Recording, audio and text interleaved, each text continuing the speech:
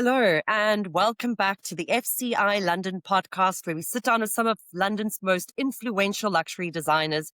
I am your host, Ep.10, and today I am joined by the wonderful Jessica Cavery, founder of J Hi. Cavery Interiors, a Hertfordshire-based studio known for creating beautiful, tailored residential spaces that balance comfort, style, and true personal expression.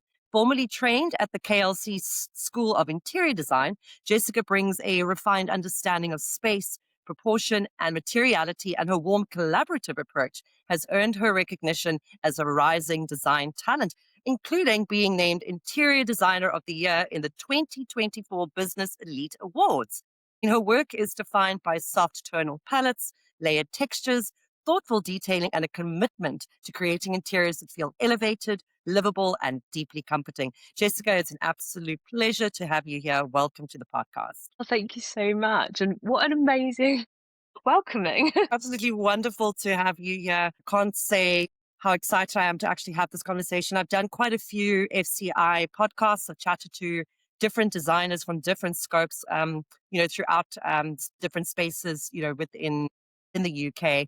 And it's absolutely lovely to be able to hear about everyone's different philosophies, what really makes them tick as a designer, and kind of dive into that creativity of what makes you tick and what makes you, stand out and different. And I mean, as well, it's lovely as well to sit and to chat to you today, and an award winner as well of something that prestigious as well. So firstly, congratulations on Oh, that thank you so much. that award as well. I mean, that must have been something really wonderful to be able to be recognized on a platform as such as well, I can imagine.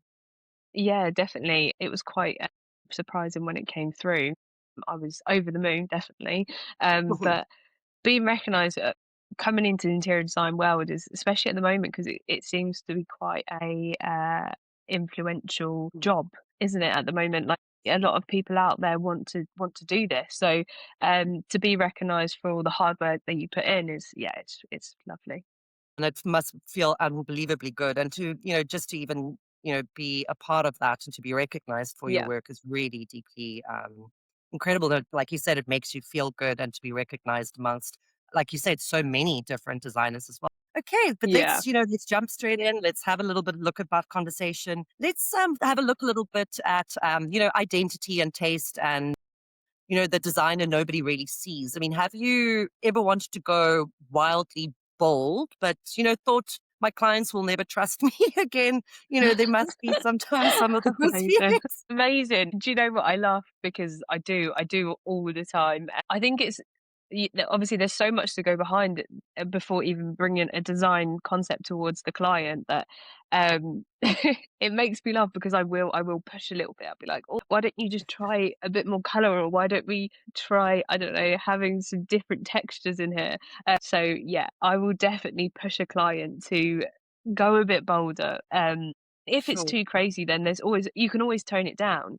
And the best thing about with interior design is everything's visual. So creating these Mm, designs that you can visually show them. If it is a bit too bold and they go, jazz, then you can go, okay, I'm yeah. sorry, I'll take it back, and you can go and you can tone it down a little bit more, and you're showing them the textures and the colors that you're going to bring it with sample boards and mood boards and things like that. So I think yes, I think they do get a bit scared once I show, like, if I did show them something they didn't like. But thankfully, with all the information that I find out from my client, I've never gone Mm, over that boldness. So okay. they've trusted me, thank God.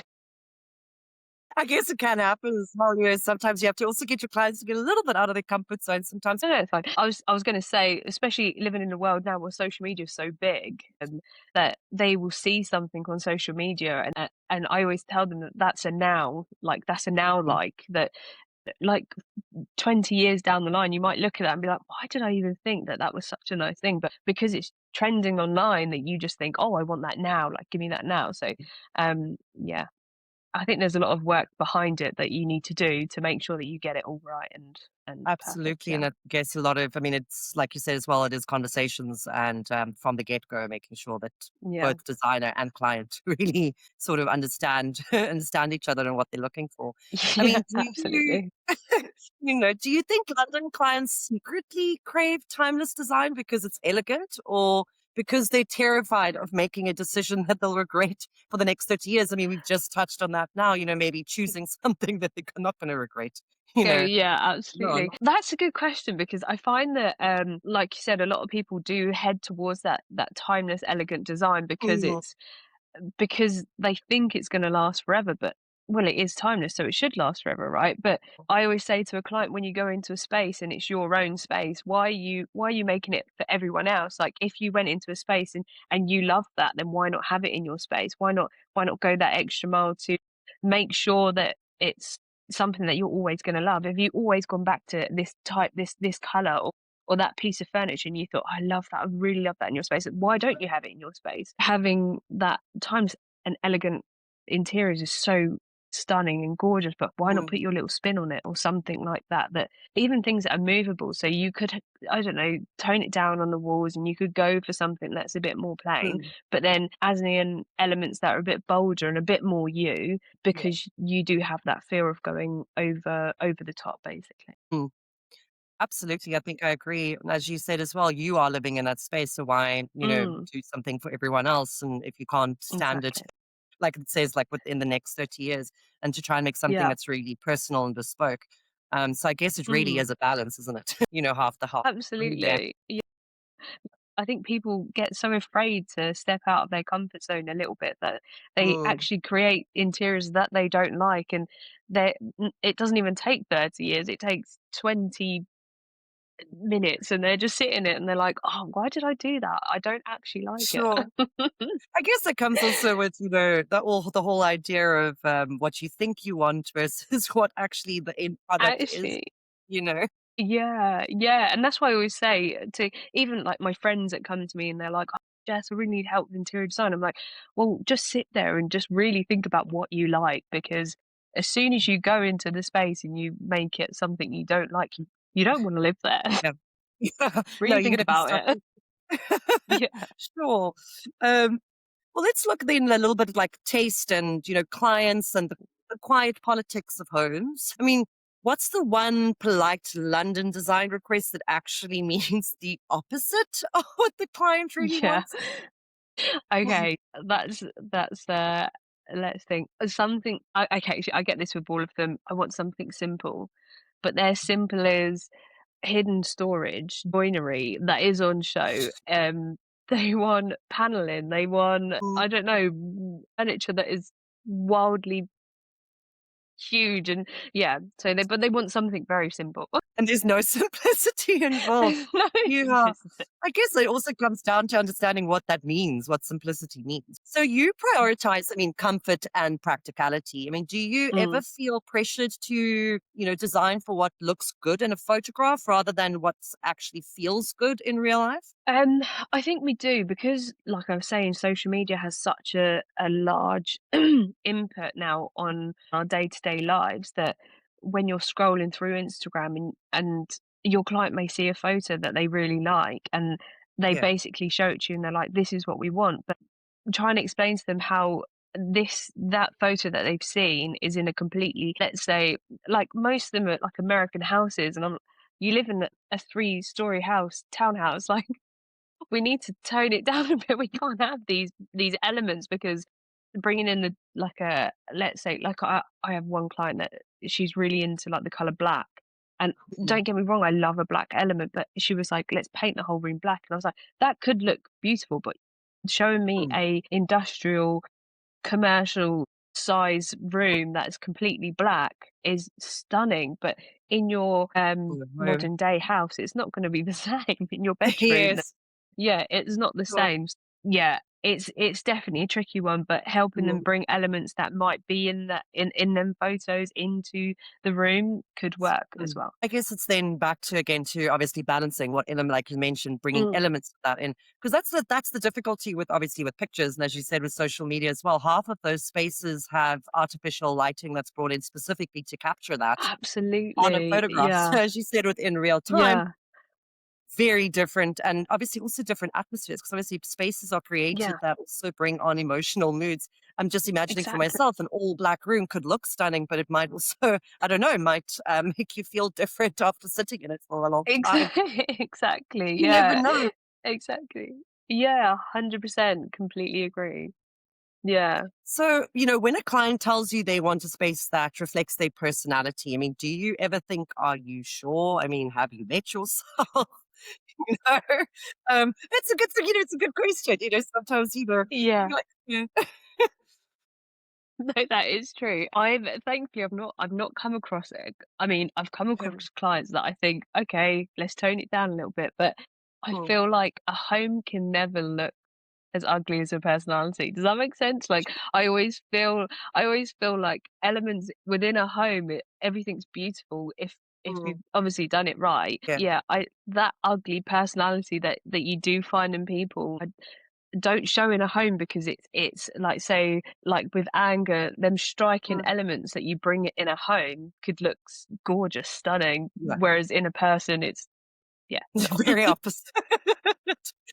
Absolutely. And again, I think, again, it's understanding your client and then being able to see bringing elements in there for sure. What's Yeah. the biggest myth about London homeowners that you wish you could correct once and for all? I would say that everyone thinks that London owners, they like a clean, crisp white, that kind Mm, of aesthetic, sure. that timeless aesthetic, but Mm, actually quite a few more clients that I'm working with, it might be because of the age rate, maybe because of mm, the age range, but the ones that I'm working with now where they're like in between 30 to 40, they kind of mm, want to have this, like they have bolder elements in there. They have mm, like more of a dramatic entrance, sure. especially the entrance. I find that they want to go bold with. They go for a black Mm, stairs with a geometric tile on the floor, and maybe mm, like a leopard print runner running up the stairs. Like they want to go from like sure. more of that bolder element than what yeah, people would think that a London townhouse or a London house would be,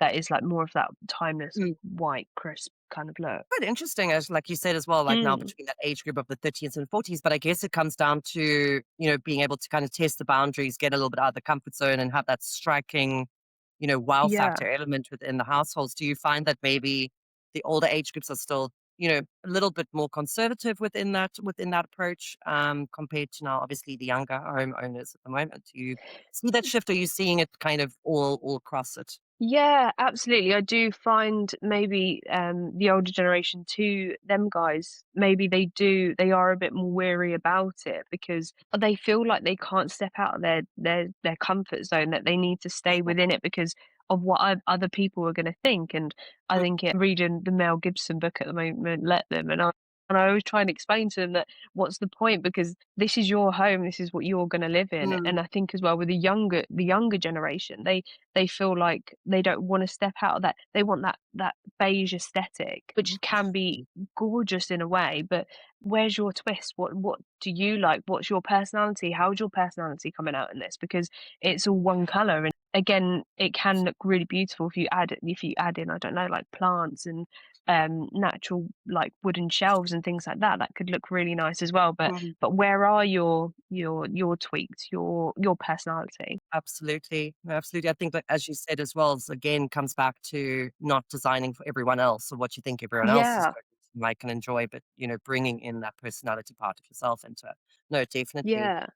Um, okay, well, let's look a little bit, at the UK luxury market. I mean, what Mm. no one really says publicly. I mean, with global supply chain issues and the rising import costs, is luxury furniture becoming less about taste and, more about who can tolerate the longest lead time? Yeah, I do find that I think now, because I feel like money's more disposable. Like people are Mm, more they want things now. If I buy it, I want it sure. now. I want it in my house now. And I do Yeah. find that does affect obviously lead times with things, because Mm, there are so many companies out there that will be like, okay, well, we'll send it tomorrow. If you pay the mm, fast track fee, you can get it in, I don't know, a week's time.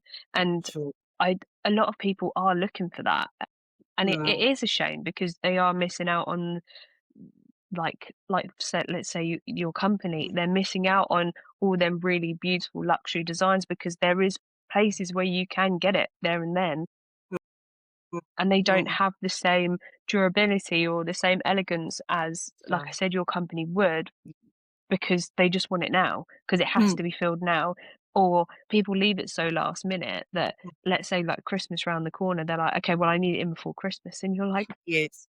It's impossible. I understand. I guess what you're saying as well. I mean, it then loses that. So it's kind of loses that element of then the idea of luxury. "Yeah, Something bespoke because absolutely." that takes time. It takes time to find something that really is going to work. And you are right. I mean, life's become exceptionally fast paced.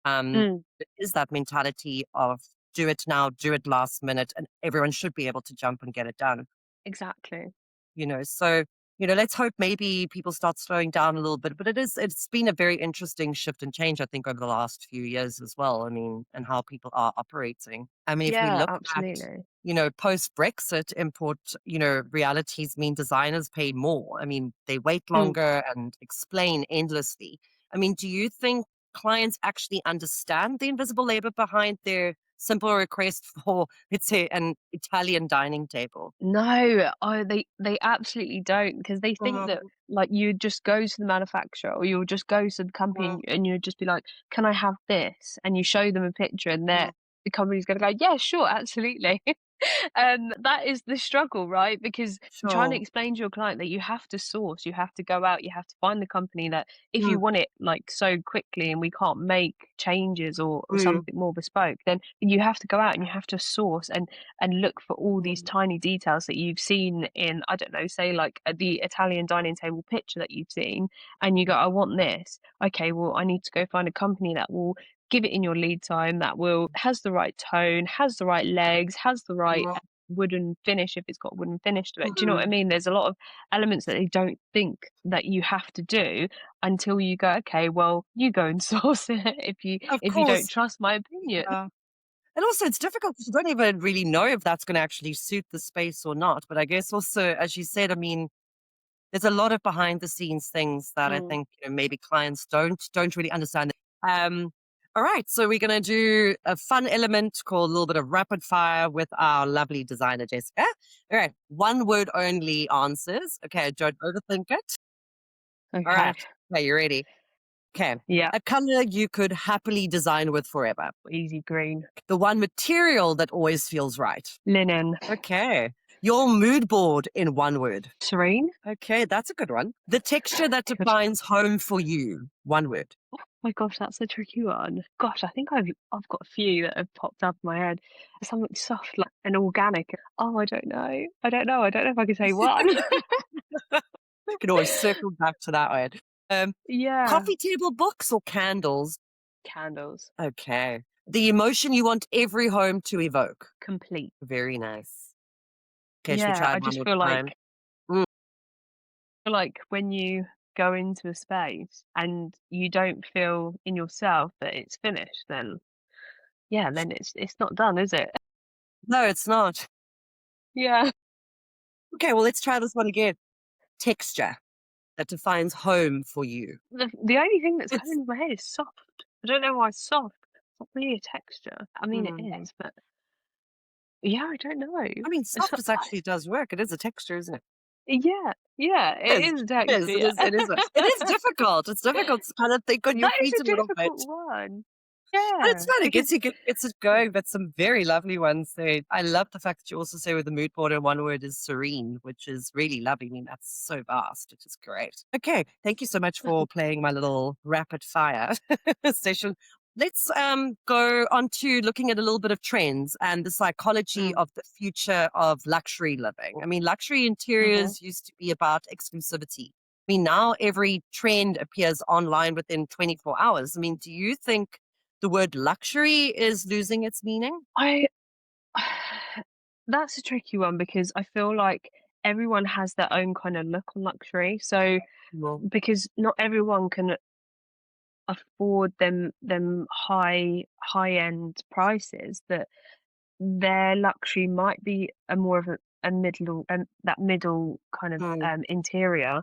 So, yeah, I do find that when I work with luxury between the 2 like, 2 different clients, that it could mean 2 completely different things. I think it's mm, understanding what that luxury is for you mm, before you put it into a space. So, working with a high-end clients, they're gonna want them big brand names, whereas mm, someone that would that's more working within the middle, they Mm, want the big brand names, but they can't obviously reach towards them. So it's sure. either we wait for, I don't know, savings or anything Mm, like that to then reach it, or we go for the next best thing, and that sure. could be, yeah. And I was mentioning that a company like FCI London, they really help in them areas because you can go for quite a few different Yeah. ranges in there as well. Yeah. No, absolutely. I also like what you said as well. I mean, luxury means something different to every person. So, Mm, I think I do then agree with you that it doesn't necessarily lose its meaning on from, from that front, but maybe it is just to do with the price tag associated to it. But, you know, for myself, I mean, understanding luxury as being bespoke, something completely different. I mean, you can yeah. have a luxury item that maybe only a handful of people have. Doesn't Mm, necessarily mean it cost, a massive fortune either. I mean, yeah. it's a bit of a different, I think it definitely is, like you said, luxury means something different to everyone. It means something different to every Sure. designer as well, I guess, as well. Yeah, yeah, So it's absolutely. And you difficult. were saying about that more bespoke look, that is a luxury. Being able to have like, so say if you went for a carpenter that could Mm, completely do something that was completely designed to you and how you mm, live and things like that, but then you might go for another company that um mm.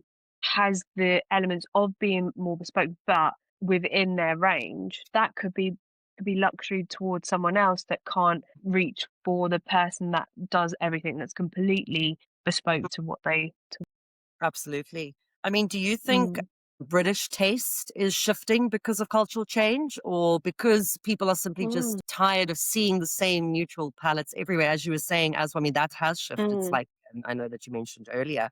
Um, but yeah. do you think it really has shifted a lot because of culturally changing? I do, and I think it's something that we should celebrate.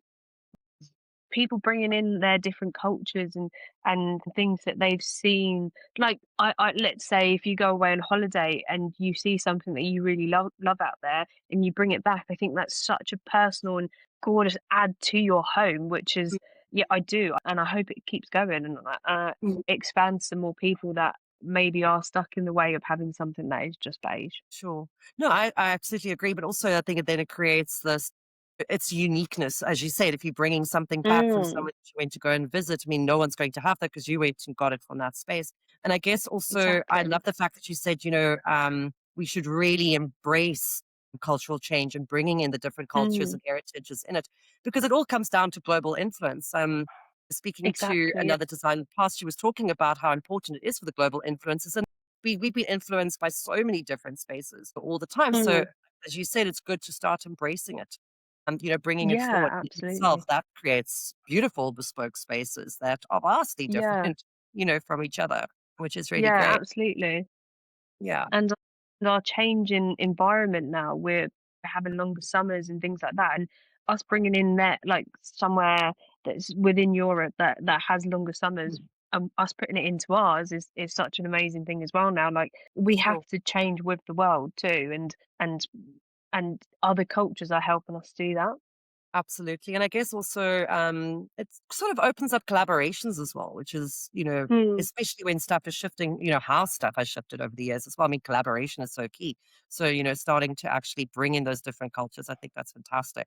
I mean, yeah. with the rise of remote work, I mean, are homes becoming more personal or more performative? I mean, designed for living or for Zoom meetings? And Mm, we all understand that space, especially coming from COVID, where it became a big thing with remote working became the norm. And actually, still, I think till this day, a lot of people do actually work remote. And so it's quite an interesting one. I mean, do you design for living? Do you design for the Zoom meeting spaces yeah, that exactly. you're creating? Yeah, that's such a good question because a lot of the interiors we do now, we have to incorporate having some sort of Mhm. desk that's available for people that are, because not everyone goes in 5 days a week into London anymore. They're part time. They go in maybe two, three at a push if they need to go in that much. But so yeah, I am designing a lot more that's office based. So but you still need that. I think I can't remember what designer it was, but they're talking a lot about how your space really affects the way you live. So your Mm, emotions, everything that. So if Sure. you're feeling overwhelmed, where is your space that you can come away from?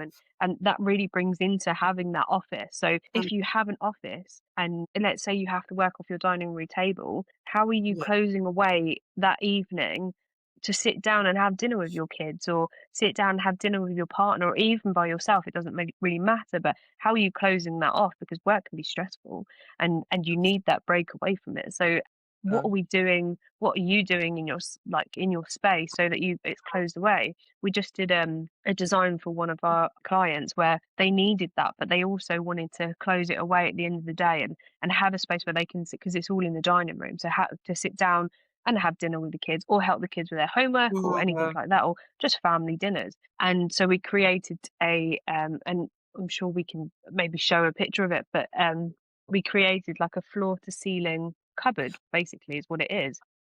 And you open it up and the office is all in there. But we did it so that we had like paneling. So the paneling went floor to ceiling again. So drawing the eye up. So it created an illusion that this room was a lot bigger than it actually was.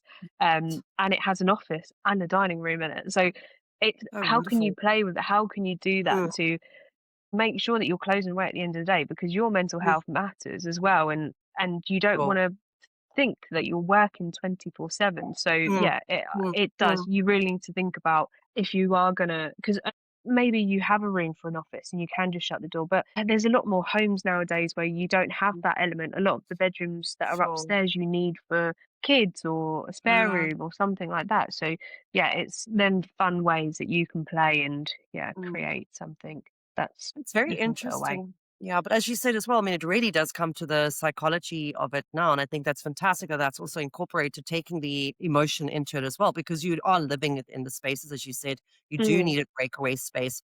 And as you mentioned earlier as well, you don't always have the luxury of having a big enough space to be able to have breakout spaces. So I think it's incredible that you thought really outside the box and creating, creating this cupboard that thanks. in that. And that also gives a little fun element, I think, to kids as well. I mean, ultimately as well, Yeah, you yeah. just need that bit of a breakaway space. So I think what's nice about Mm, that, it actually gives you even more sort of creative freedom and range to really sort of play and see what you can kind of come up with, which is really, I yeah. think, great and fun. And that's something I must say is lovely to see, especially in up and coming young designers, rising designers such as yourself that are taking leaps like that into thinking a little bit creatively out the box and taking that, emotional, psychological parts of your clients into consideration, which I think is so important.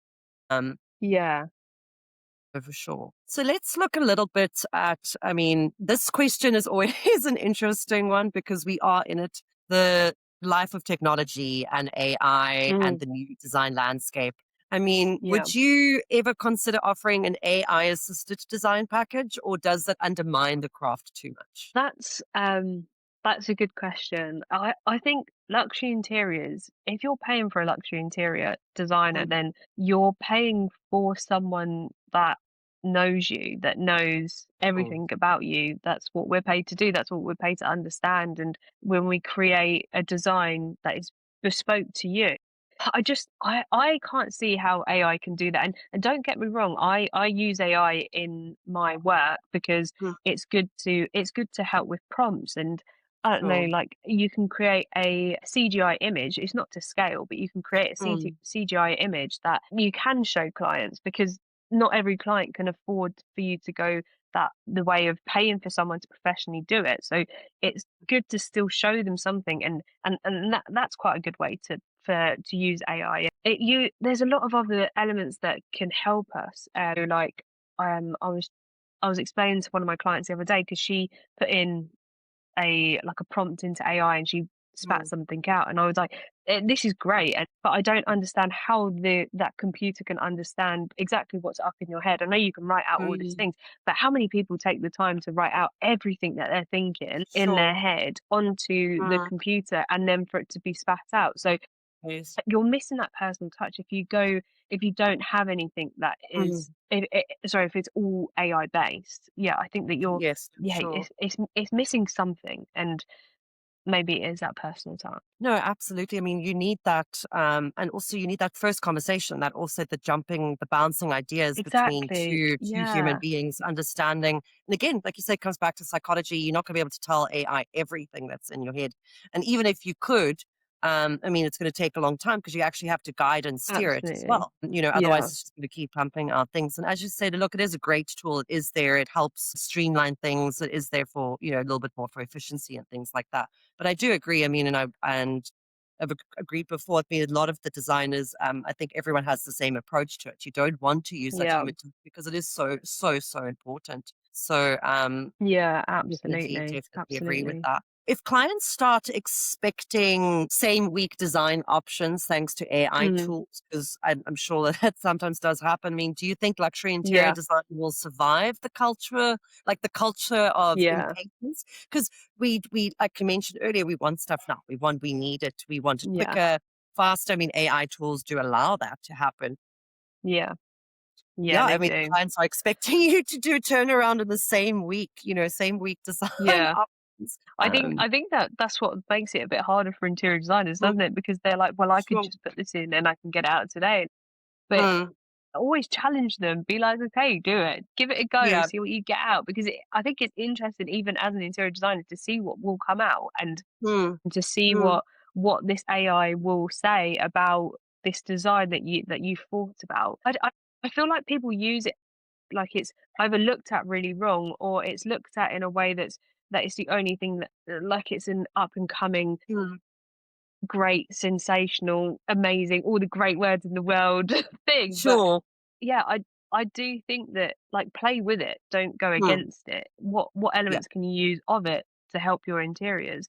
And absolutely. get taken away, you can never take away from a luxury Mm, interior designer, I don't think anyways. And I definitely don't think, because I think if you pay for a luxury, they want that one-to-one. They want that mm, personal. They want that human connection. They want someone that they sure. can text, and obviously you can text a robot and it's gonna spit something out at you, but Yeah. I think they want that more, that homey feel, that homey touch. I think it's yeah, But also, I mean, I mean, you can do whatever you need to on AI tools, but you need to also, I think, ask the yeah, person who needs to go and create that in real time. Is it possible? Again, comes down yeah, to that, as well. And yeah. yeah, I mean, it's going to be very interesting to see how that's going to, change within the next, let's say, 2 years, because I mean, just the I know, advancement of yeah, AI and all of these platforms, these yeah, tools have been quite excessive over the last couple of years. I mean, in the space of absolutely. a couple of weeks, these platforms all of a Yeah, sudden have a brand new feature and it's sort of, catching yeah, up with the ever changing trends and, with yeah, everyone having access to all these tools as well. I think it does make it a little bit difficult exactly. for And a lot designer of it's free as client well. relations sometimes. A lot of it's free, isn't it? So, Yeah, like, you paying whatever amount for an interior designer, but you can get it for free, on yeah, AI is obviously more appealing. Yeah, you miss out on a lot of elements that you're not gonna get you do. with than what you get with AI, yeah. Yeah, which I'm glad Mm, I think I think majority of it's people crazy. still understand, going through that and making sure Yeah, we don't lose that beautiful human element that is required to yeah, create these spaces, you know. exactly, yeah. Well, we're gonna just go a little bit now into, looking back. I mean, when you look back at the homes you've transformed, what's the Mm. one feeling you hoped every client, carries with them long after the project is finished? Because obviously there's always going to be that element, after you've finished and created the space and create this transformation. And, what is that one feeling you hope every client has and carries with them? That's a good question. Do you know what? I think the feel that I want them, I mentioned it before about being complete, but I want them to feel like relaxed and that Mm, like sigh of relief at the end of the day. I don't want them to sit there and look at something like on a wall and be like, mm, I wish I didn't go that way with like that color or that paneling design or something like that. So yeah, it definitely that yeah, like the sigh of a mm, relief, the relaxation and yeah, mm, complete feel and yeah, things like that. yeah, That's definitely what I want them to feel. fantastic. But it's also, like you I was said, also proud. That's a good one. yes, and proud. No, absolutely. Yeah. I can imagine as well. That's the one thing I think it's so lovely about creative industries, especially Mm. every project is different. and every Mm, project has its own, experiences and memories attached to it from a designer and a client's perspective, throughout the mm, entire process. So, definitely it is, from where you started to where you ended and seeing that end product come mm. to life and then, hoping that they enjoy the space that was created and to make it all Yeah, worthwhile and memorable. So yeah, with you saying proud is definitely, something I think every person, every designer would want, a client to feel that it's, everyone, they both manage the client and the designer together yeah, managed to create the space that was envisioned ultimately at the end of the day. absolutely. Yeah. Yeah. Well, as you look ahead, I mean, how do you see your own design voice evolving with technology? Oh, I don't know. A That difficult question is one, very yeah. um, how would I want my to evolve? Like, do you know what? I wrote something in AI. This is quite a good example. I wrote something in AI the other day, Mm, and it's to do with social media and keeping up with social mm, media and how to get that engagement and what I should be doing to get that engagement and what mm, hashtags I should be, all these crazy things. And I suppose sure. like I use that. I do use that Mm, element. And that's why I keep mm, saying with people that are afraid of AI, don't be afraid. Like how can you use it within your company to help mm, you go that little bit further because you need to keep up with day-to-day life. Like you need to keep up with sure. the kids because they're only getting better and better at this stuff. Yeah. So understanding it as well Mm, within your line of work is going to help you because use technology every day. SketchUp as designers, you use that to help have a visual for your clients. So mm, yeah, I do find that I think you have to evolve. You have to yeah. evolve with it. You have to go on that journey with it to Yeah. get to a point where you're able to and you don't look like you're like everyone says that the older designers they'll carry out pen and paper, but I think Mm, using all these elements, why can't they all be together to create something that exactly. suits everyone as well? Mm. Yeah. No, I absolutely Yeah. agree. But we all have to, you have to shift and change with times. That's what's been happening for, I mean, decades and decades. And as you said, you have to keep up to date with the design trends, researching. Technology is part of our lives and has been, and it's not going anywhere. It's Mm, just going to grow rapidly. So, mm, absolutely finding it and how it makes it work for you. Because every designer is going to use the mm, technology in very different ways of what's comfortable for them and what's going to help make them design better or progress better within their business, and obviously everyone to their own. So it's mm. very interesting to also see everyone's take on what technology is for them as a designer and their own design voice, Yeah. and Yeah. vision for moving Absolutely. forward. And I think that's obviously going to keep evolving as well as Yeah. time passes. So it'll be very interesting to Yeah. see maybe 20 years from now, and if we had this conversation and ask you the same question, it might be a very What is gonna be? different. Yeah. But I Well, you mean, don't want to as be you left said, you have to behind. embrace it. Yeah, you don't wanna be left behind. You don't wanna miss out on what other interior designers are doing Yeah, because because it's all gonna be more beneficial to you. So, yeah, I think sure. go with it. Go with the Let's flow. go with it. Love that. How do you see collaborations between interior designers and specialist suppliers like FCI London shaping the Yeah. future of luxury interior design in the UK? Yeah. What's amazing about companies like yourself is that you're going to one space to get everything Mm, you need. And mm, I go on and on about how you don't have to get the same, I don't know, vanity unit as your mm, bedside table, as your bed. Like you don't have to, but it's nice that you've got a space where you mm, can have different companies mm, and but it all kind of works together. It's all going to be within sure. the same like let's say going back to the Italian dining room, Mm, you can find chairs that are going to match that Italian dining room table that you found on your website. mm, It's lovely. It's like contractors, isn't it? It's like yeah.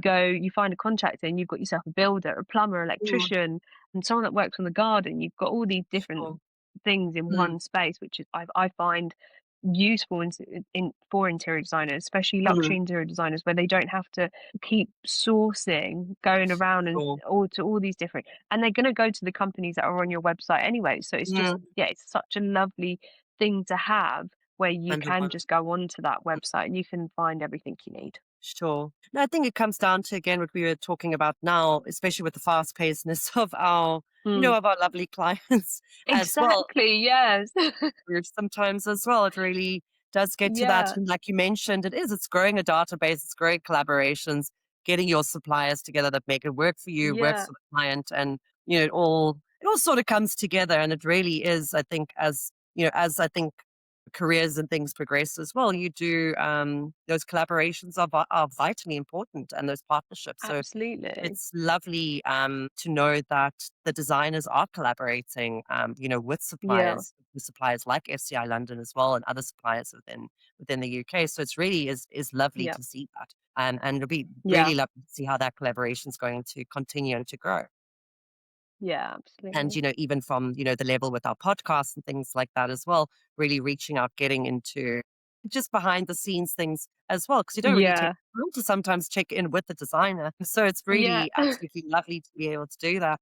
Jessica, thank you so much, for sharing your Oh, thank you so insights and much. your heart behind your work. I mean, it's been an absolute pleasure just learning about bringing comfort and clarity very beautifully refinement into the homes that you create and your creativity. I mean, I'm so taken aback still about this cupboard. I wish we did actually have a photo of that, because I would love to see that. It's just so creative but so ingenious actually, and it creates that Oh, livable, thank you. beautiful spaces.